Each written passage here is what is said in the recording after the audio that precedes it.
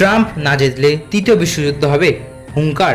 বিস্তারিত জানাবো তার আগে বলে রাখি, আপনি যদি আমাদের চ্যানেলে নতুন হয়ে থাকেন তাহলে অবশ্যই চ্যানেলটি সাবস্ক্রাইব করে দিয়ে যাবেন। আসুন জেনে নেওয়া যাক বিস্তারিত। নভেম্বরের মার্কিন প্রেসিডেন্ট নির্বাচনে তিনি জয়ী হয়ে হোয়াইট হাউসের ক্ষমতায় না এলে মধ্যপ্রাচ্য জুড়ে তৃতীয় বিশ্বযুদ্ধ বেঁধে যাবে হুঁশিয়ারি দিলেন রিপাবলিকান প্রার্থী ডোনাল্ড ট্রাম্প। ফ্লোরিডায় নিজের রিসর্টে ইসরায়েলের প্রধানমন্ত্রী বেঞ্জামিন নেতানিয়াহুর সঙ্গে বৈঠকের পর ট্রাম্পের মুখে এই হুমকি শোনা গেল।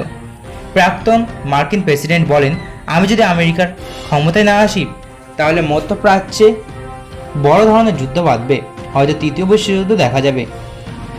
গত অক্টোবর থেকেই প্যালেস্টাইনে হামলা চালিয়ে যাচ্ছে ইসরায়েল। এই যুদ্ধের মধ্যেই সোমবার মার্কিন যুক্তরাষ্ট্রের সফরে আসেন নেতানিয়াহু। মার্কিন কংগ্রেসে ভাষণও দেন তিনি।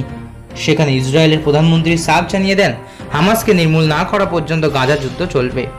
এরই মধ্যে মধ্যপ্রাচ্য নিয়ে বড় বার্তা দিলেন ট্রাম্প। নেতানিয়াহুর সঙ্গে বৈঠকের পর ট্রাম্প বলেন, আমাদের দেশ অযোগ্য ব্যক্তিদের দ্বারা পরিচালিত হচ্ছে।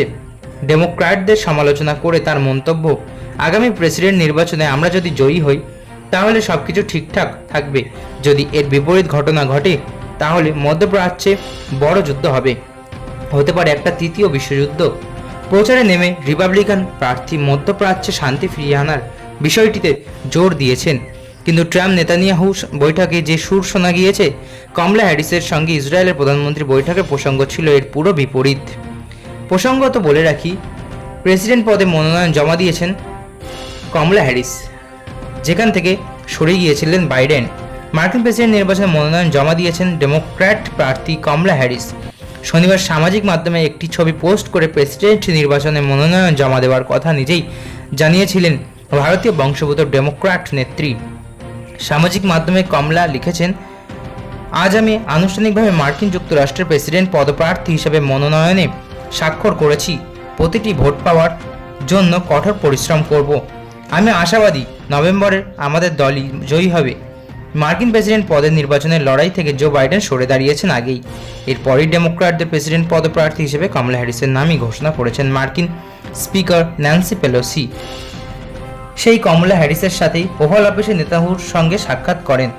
গাজায় শান্তি ফেরানোর বার্তা দেন, বলেন গাজায় যুদ্ধ বন্ধের সময় এসেছে। এদিকে গাজা যুদ্ধ নিয়ে ডেমোক্র্যাট প্রার্থী কমলা হ্যারিসের মন্তব্যের জেরে ট্রাম্প তাকে ইহুদি বিদ্বেষী বলে কটাক্ষ করেন, মৌলবাদী বামপন্থী বলেও তোপ দাগেন।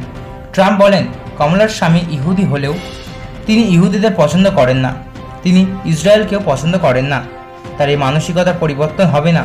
বিশেষজ্ঞদের মতে ইহুদি বিরোধিতার ইস্যুকে সামনে এনে আসলে ট্রাম্প প্রভাবিত করার চেষ্টা করছেন। 2020 সালে বাইডেন জয়ী হওয়ার পর নেতানিয়াহু তাকে অভিনন্দন জানানোয় ইসরায়েলের প্রধানমন্ত্রীর ওপর বেজায় চটেছিলেন ট্রাম্প।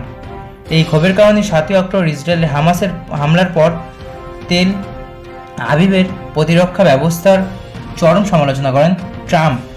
কিন্তু এবার ফ্লোরিডার রিসর্টে নেতানিয়াহুর সঙ্গে বৈঠকের পরই ভোলবদল প্রাক্তন মার্কিন প্রেসিডেন্টের।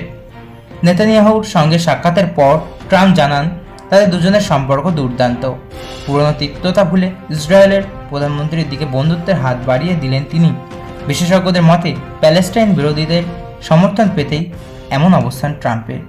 তো বন্ধুরা, এই ছিল আজকের ভিডিও। আশা করি ভালো লেগেছে। ভালো লাগলে অবশ্যই একটি লাইক করবেন এবং আপনার কী মতামতটা কমেন্ট বক্সে অবশ্যই জানিয়ে যাবেন। এবং আমাদের হাইলাইট বাংলা যে ফেসবুক পেজটি আছে সেই ফেসবুক পেজটি অবশ্যই ফলো করে দিয়ে যাবেন, কারণ সেখানে অনেক আপডেট আপনারা পেয়ে যাবেন। এবং সব খবর সবার আগে জানতে আমাদের চ্যানেলটি অবশ্যই সাবস্ক্রাইব করবেন। ধন্যবাদ।